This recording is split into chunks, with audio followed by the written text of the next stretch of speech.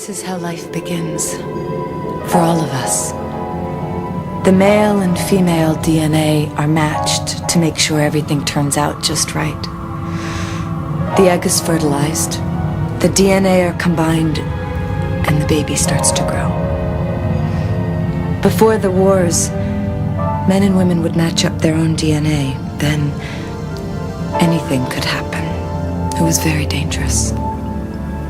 The children belonged to them, like objects. They didn't value freedom like we do today. It was called family. We've come a long way since then.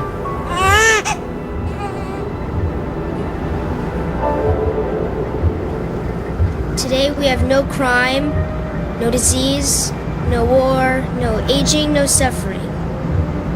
Each of us is genetically designed to fit perfectly into our place in society, so everyone is happy. Very nice. Good job, Gabriel. I don't understand.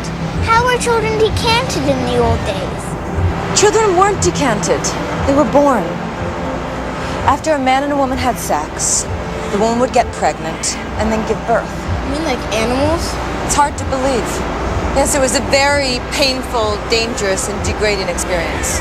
So were they afraid to have sex? Sometimes, if a man and a woman wanted to have babies, they would get married.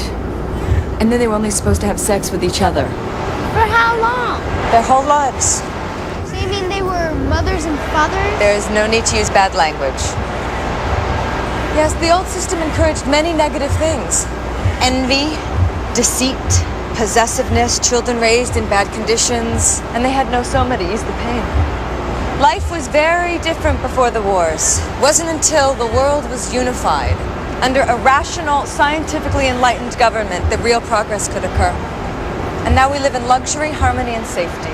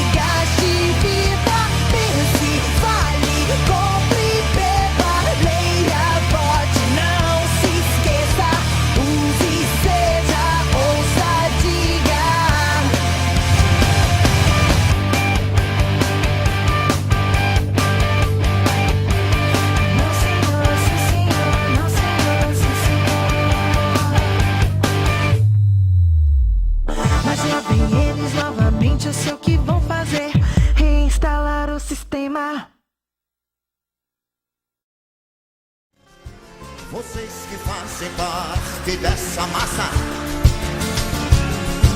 que passa dos projetos do futuro. É duro tanto ter que caminhar e dar muito mais do que receber, e ter que demonstrar sua coragem à margem do que possa aparecer, e ver que toda essa engrenagem já sente a ferrugem lhe comer. Vida de gado, povo marcado e povo feliz.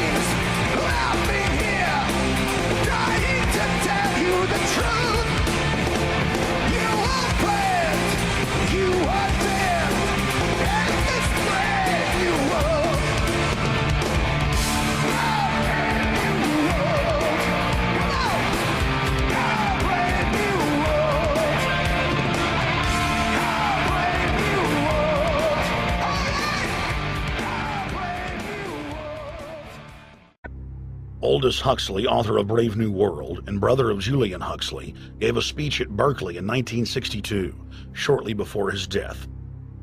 He admitted that his best-selling book, Brave New World, written in 1932, was based not on fiction, but on what the elite were actually planning to implement. And here I would like briefly to compare the parable of Brave New World with another parable which was put forth more recently in George Orwell's book 1984. I'm inclined to think that the scientific dictatorships of the future, and I think there are going to be scientific dictatorships in many parts of the world, will be probably a good deal nearer to the Brave New World pattern than to the 1984 pattern. They will be a good deal nearer, not because of any humanitarian qualms in the scientific dictators, but simply because the Brave New World pattern is probably a good deal more efficient than the other. That if you can get people to consent to the state of affairs in which they are living, the state of servitude, the state of being, well, it seems to me that the nature of the ultimate revolution with which we are now faced is precisely this, that we are in process of developing a whole series of techniques which will enable the controlling oligarchy, who have always existed and presumably always will exist, to get people actually to love their servitude. People can be made to enjoy a state of affairs which, by any decent standard, they ought not to enjoy.